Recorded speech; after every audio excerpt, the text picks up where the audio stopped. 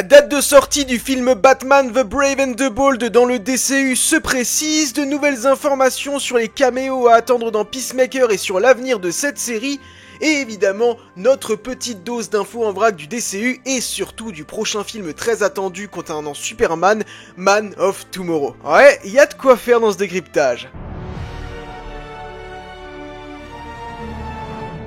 Salut les DCivores, j'espère que vous allez tous très bien. C'est un plaisir pour moi de vous retrouver dans un nouveau décryptage des news DC. Sachez une chose très importante. Là, en l'espace littéralement de 2 semaines, depuis que Matt Reeves a déclaré que The Batman était un film qui prendrait place bel et bien dans le Elseworld, je parle bien de The Batman partie 2 qui est prévu pour fin 2027, on a eu plus d'informations sur The Brave and the Bold dans 2 semaines qu'en 2 ans. Et vous allez voir qu'il y a des informations très croustillantes à ce sujet, mais c'est pas tout. On va tout de suite trancher dans le vif et commencer avec le prochain film Superman, Man of Tomorrow. Un film qui a maintenant été dévoilé il y a quelques semaines et qui se précise de plus en plus. On le sait, le tournage est prévu pour commencer au printemps 2026 pour une sortie le 9 juillet 2027. C'est en quelque sorte une suite de Superman qui mettra en vedette Lex Luthor et Superman contre une menace bien plus importante. Et étant donné que c'est une suite de Superman, nous sommes en droit de nous demander si l'on reverra certains personnages qui étaient présents dans le premier film.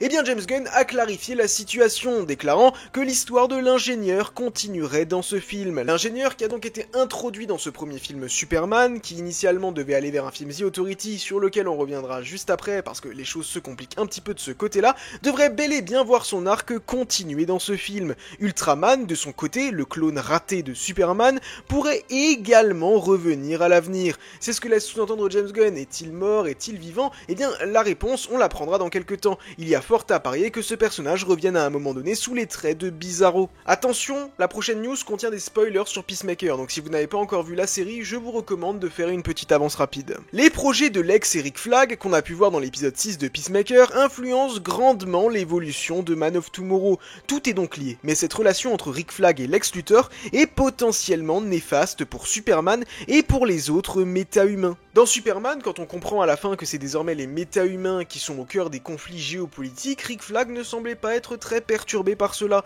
Peut-être le cachait-il et peut-être cela aura des répercussions à l'avenir. Visiblement, un deal particulier a eu lieu entre Lex Luthor et Rick Flag Senior, mais je pense pas qu'on devra attendre très longtemps avant d'avoir la réponse de ce côté-là. Et il y a maintenant quelques jours, James Gunn a publié cette photo assez étrange qui nous montrait le script de Man of Tomorrow avec un crâne dessus qui fait évidemment penser à Brainiac. Il déclare donc « Écoutez, bien sûr, je savais que lorsque j'ai publié la couverture du script, ce sujet allait être abordé, mais je pense qu'on va attendre pour en savoir plus sur ce qui se passe exactement. » Évidemment que c'est Brainiac qui est l'antagoniste de Man of Tomorrow, il n'y aurait aucun intérêt de mettre un brain, de mettre un cerveau là-dessus. Maintenant, comme dit, je pense que vers la fin de l'année, on va commencer à avoir les premiers gros castings pour ce Man of Tomorrow, et il est probable que Brainiac fasse partie de ces castings. Maintenant, est-ce un bon choix d'utiliser le personnage de Brainiac pour un film Man of Tomorrow, ou l'auriez-vous plutôt utilisé dans un film Justice League, bien que les deux ne sont pas incompatibles? À la manière de Loki dans Thor qui est revenu dans Avengers, Brainiac pourrait très bien être quelque chose de similaire, être peut-être battu en quelque sorte dans Man of Tomorrow, mais finalement venir prendre sa revanche dans le film peut-être Justice League. Eh bien, donnez-moi votre avis là-dessus dans les commentaires. Vous pouvez également laisser un pouce et activer la cloche. N'hésitez pas à vous abonner à cette chaîne si vous ne voulez rien manquer de l'actualité, des vidéos théories ou des vidéos lore concernant DC et Marvel. Et n'hésitez pas à me dire également, surtout, ce que vous pensez de ce format où on décrypte les news tous ensemble au moins une fois par semaine. Et vous pouvez me rejoindre sur Instagram et TikTok, NateVersFR, il y a du contenu exclusif là-bas et je pense que vous allez kiffer. Un petit détour par Gotham City, et un Gotham City bien particulier. Je pense au Gotham de Matt Reeves. James Gunn a confirmé que les acteurs de l'Epic Crime Saga, pour ceux qui ne sauraient pas, est bel et bien du coup la saga de Matt Reeves, avec The Batman, The Penguin, The Batman partie 2, peut-être un jour The Batman partie 3 et d'autres spin-offs, ça évidemment ça reste à voir, pourraient éventuellement reprendre un autre rôle dans le DCU. Quel rôle, on ne sait pas, mais il a déclaré que oui, il pourrait très bien jouer d'autres personnages. Et ça fait écho justement à une rumeur qu'on avait eue il y a maintenant quelques mois, qui disait que Colin Farrell, qui interprète donc le pingouin Oscob dans cette Epic Crime Saga, avait éventuellement été casté dans le rôle du Sergent Rock. Mais le film Sergent Rock a été retardé, donc je pense que ce deal n'est plus d'actualité. Luca Guadagnino a quitté le projet, on ne sait pas si ce film Sergent Rock va réellement finir par se faire, mais quoi qu'il arrive, il était envisagé que Colin Farrell interprète le rôle du Sergent Frank Rock, qui est donc une démonstration que oui, bel et bien, les acteurs de cette Epic Crime Saga pourraient un jour jouer un autre rôle dans le DCU. Et les castings autour de Pattinson en Joker, eh bien, ça commence déjà. La semaine dernière, c'était le Batman Day, et à cette occasion, Matt Reeves a confirmé qu'on aurait des nouvelles sur The Batman 2 dans les prochaines semaines. Donc restez à l'affût. Encore une fois, c'est une bonne raison d'activer la cloche et de vous abonner, parce que quand les premiers castings vont tomber, vous ne voudrez pas les manquer. Pour ceux qui n'étaient pas là en 2022 au moment de The Batman, Matt Reeves a annoncé ses castings d'une manière assez originale. En effet, il utilisait des gifs, mais des gifs d'une très mauvaise qualité, pour dire quels acteurs étaient castés dans son prochain film The Batman. Et bien là, il va probablement faire la même chose avec The Batman 2, et donc clairement, comment ne pas être addict aux réseaux sociaux dans une telle situation? James Gunn a répondu à différentes questions lors d'une interview avec Brandon Davis à l'occasion de l'épisode 6 de Peacemaker. Il est donc revenu sur Peacemaker, The Brave and the Bold, et a également donné quelques informations de manière générale sur le DCU. Il a également donné d'autres informations à IGN, The Hollywood Reporter ou encore Deadline. Et je pense qu'il y a des informations que vous allez adorer et qui sont très rassurantes. Tout d'abord, il déclare qu'il a de grands plans pour le personnage de Mister Terrific, incarné par Eddie Gattegi, un personnage qui a fait l'unanimité dans ce film Superman. Certains ont même déclaré qu'il avait volé la vedette aux autres personnages, un personnage qui s'est fait remarquer dans le Justice Gang. Ça ne me surprend pas que ce personnage ait de grands plans à l'avenir. On rappelle une chose intéressante, après la sortie de Superman, on a eu des rumeurs concernant 2 spin-offs en préparation. Un spin-off qui mettait en vedette Jimmy Olsen dans sa propre série, une série un petit peu d'enquête, qui je pense finira bel et bien par sortir sur HBO Max, et une autre série qui mettait en vedette le personnage de Mister Terrific. Mais en parallèle, on a également eu des rumeurs, maintenant il y a quelques mois, qu'on avait peut-être une série Strange Adventures qui était en développement, avec Will Poulter dans le rôle de Adam Strange. Un personnage très complexe, mais également très intéressant, qui a vécu des aventures très explosives sur une autre planète, et qui va être accusé d'un crime extrêmement grave, d'ampleur galactique, et pour cela, la Justice League va missionner Mister Terrific pour enquêter. Un concept qui pourrait être très intéressant et faire l'objet d'une série HBO. De plus, ça permettrait de montrer également les origines de Mister Terrific. Quoi qu'il en soit, un spin-off sur ce perso, je signe direct. Maintenant, est-ce qu'il va continuer à faire partie du Justice Gang ou va rejoindre une autre équipe comme la Justice League? Je pense que ça risque de faire un peu redite avec Batman, ou peut-être la Justice League Internationale, ou la Justice Society. Eh bien ça, c'est l'avenir qui nous le dira. Mais pour l'instant, Eddie Gattegi n'a pas confirmé revenir dans le film Man of Tomorrow, tandis que Kendra Saunders Hawkgirl, qui est interprétée par Isabella Merced, devrait bel et bien être de retour. Et là, on en arrive à la news qui était inévitable, et on a l'impression qu'enfin James Gunn se réveille. Il déclare qu'il pourrait se concentrer sur des films d'ici mettant en scène des personnages connus plutôt que des inconnus. Il déclare « Je ne vais probablement pas faire certains films avec des personnages que le public ne connaît pas. C'est plus difficile d'attirer les gens au cinéma pour ce genre de choses. Enfin, il était temps, je l'ai toujours dit. » Pour moi, les sorties au cinéma, ça doit être des événements. Ça doit être de très gros films qui mettent en vedette des personnages populaires. Les séries, par contre, j'ai moins de problèmes avec le fait qu'on adapte des personnages moins connus du grand public. Il n'y a pas de souci avec ça. Les séries, pour moi, doivent être des bonus dans lesquels on peut éventuellement intégrer de petits éléments, comme la Peacemaker. Ça peut être fait de manière intelligente si on a des petits éléments qui nous teasent la suite, sans forcément que ce soit trop nécessaire pour comprendre le futur film Man of Tomorrow. Et je pense que c'est comme ça que doivent rester les séries, à savoir un bonus. Et les films, évidemment, si vous voulez pas avoir des énormes flops au box-office, eh bien il faut que les films cartonnent au cinéma, et donc il faut adapter des personnages populaires. Attendez-vous, selon moi, à voir surtout les personnages de la Justice League. David Zaslav avait déjà déclaré que les 4 piliers du DCU, Superman, Batman, Wonder Woman et Supergirl, seraient donc les plus importants. Attendez-vous donc à voir ces personnages-là, et également au moment venu, le personnage de Flash, le personnage de Aquaman, qui, je n'ai aucun doute sur le fait qu'Aquaman, quand il reviendra, ce sera sur grand écran. La licence est devenue très populaire grâce au DCU et à Jason Momoa. Flash finira bel et bien par revenir à un moment donné, et il est pas impossible, en tout cas je croise les doigts, pour que les Green Lantern finissent par arriver au cinéma. Et évidemment, il faut compter encore quelque chose là-dedans. Vous le savez que Batman est le personnage le plus vendeur de DC, c'est la machine à argent.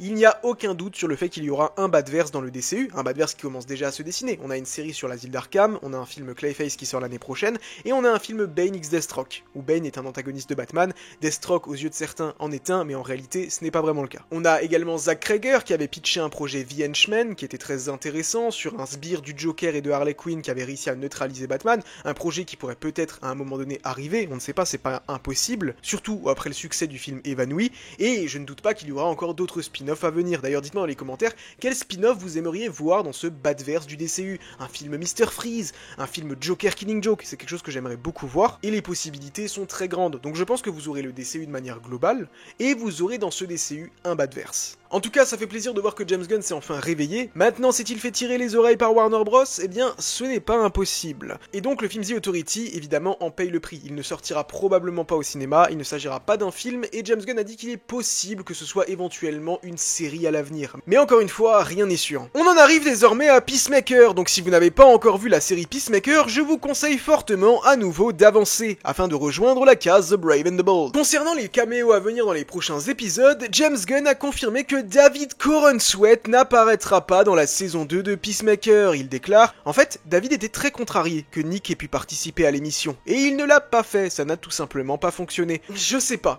si je dois y croire ou si je ne dois pas y croire. D'un côté, je me dis qu'il nous ment, après tout, il avait bel et bien déclaré que Lex Luthor n'était pas dans la série, donc peut-être que là il nous brain également, et que David Corenswet Superman sera bel et bien présent dans les prochains épisodes. Surtout que c'est une bonne manière, je trouve, de teaser quelque chose de grand, ou s'il avait été un peu vague en interview en disant « Oh, il faudra regarder pour voir », ça aurait pu être peut-être un peu plus vendeur.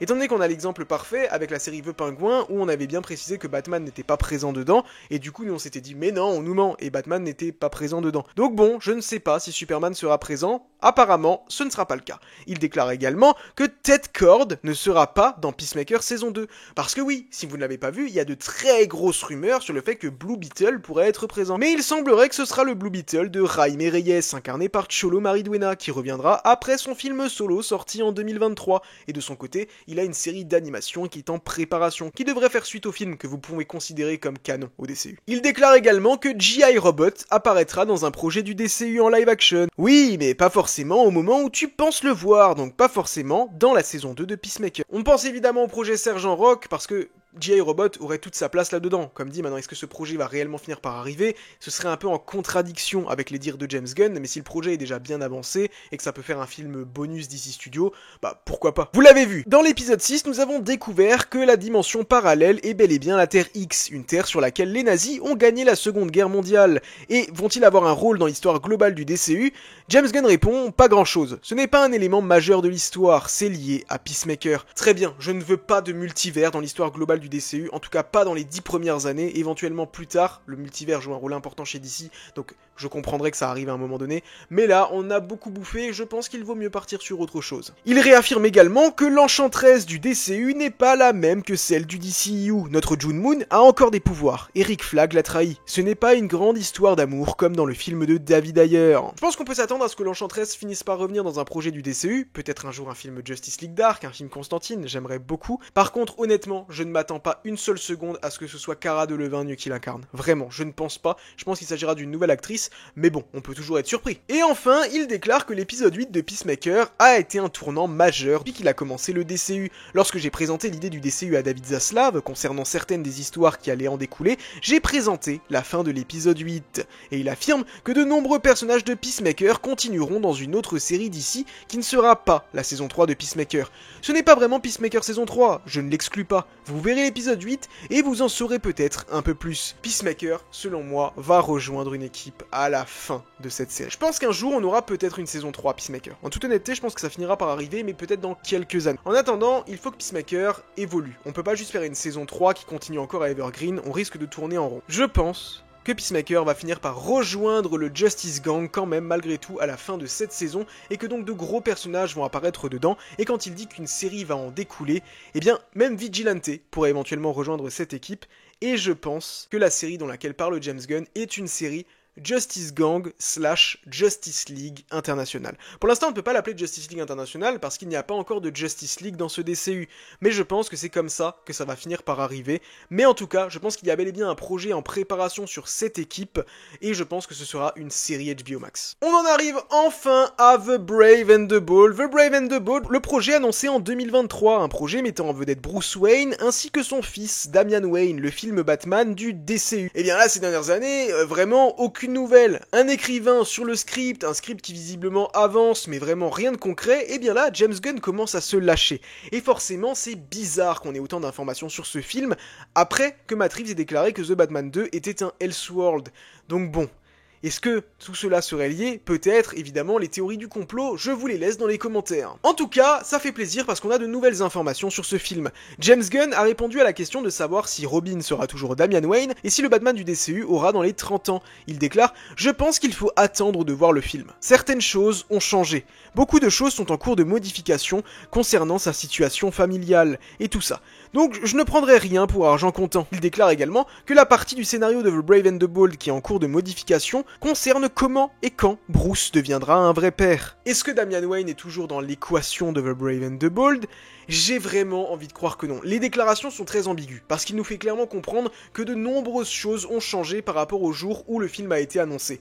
J'espère vraiment que Damian Wayne n'est plus du tout dans l'équation. Et quand il dit qu'il réfléchit à quand et comment il va ramener justement ce Robin dans le DCU, le fils de Batman, eh bien ce serait bien de le faire de manière intelligente. Pourquoi pas avoir Talia al Ghul et assister à la conception de Damian Wayne, mais que Damian arrive plus tard. Comme ça, dans les 10 premières années, on se concentre véritablement sur le personnage de Batman et les premiers membres de la Bat Family. Dick Grayson Nightwing, on fait le retour de Jason Todd en Red Hood, on se concentre sur Tim Drake, Barbara, et éventuellement encore d'autres personnages comme peut-être Cassandra Cain. Concernant le personnage de Damian Wayne, on attend et on le ramène plus tard, comme ça Superman, qui a sa Superman saga de son côté, dans 10 ans, aura peut-être donné naissance à John Kent, et à ce moment-là, ce serait très intéressant, justement, de faire un nouvel arc du DCU, une fois qu'on aura fini les 10 premières années, où on suivra Bruce et Clark en tant que père, et Damian et John qui grandissent ensemble. Donc clairement, on n'est pas au bout de nos surprises et on va avoir de très grosses infos concernant The Brave and the Bold, je pense, d'ici la fin de l'année, début d'année prochaine. Le casting, on sent vraiment qu'il avance, James Gunn nous fait bel et bien comprendre qu'il a une liste de noms et que ça commence à être sérieux, des acteurs commencent à ouvrir leur bouche en disant qu'ils ont déjà été contactés, ou qu'ils ont eu en tout cas des contacts concernant le film Batman, mais j'espère vraiment que là, le flou dans lequel il parle, c'est vraiment que Damian Wayne n'est plus dans l'équation. L'autre possibilité, c'est que Damian Wayne soit toujours présent dans The Brave and the Bold, mais que juste, là, les problèmes du scénario, c'est de savoir comment est-ce que ça a été fait pour que ce soit cohérent. Est-ce que Bruce a conçu justement Damian quand il est parti dans son voyage initiatique et que c'est là qu'il a rencontré Talia? Vraiment, je n'espère pas, encore une fois, j'espère vraiment que Damian n'est plus dans l'équation. L'acteur qui est probablement le plus fan-casté, c'est Brandon Sklenar, et James Gunn s'est exprimé sur le fait de regarder 1923. Je regarde 1923 parce que j'aime les œuvres de Taylor Sheridan, je le regarde surtout pour le plaisir, et certainement pas parce que je dois trouver un Batman.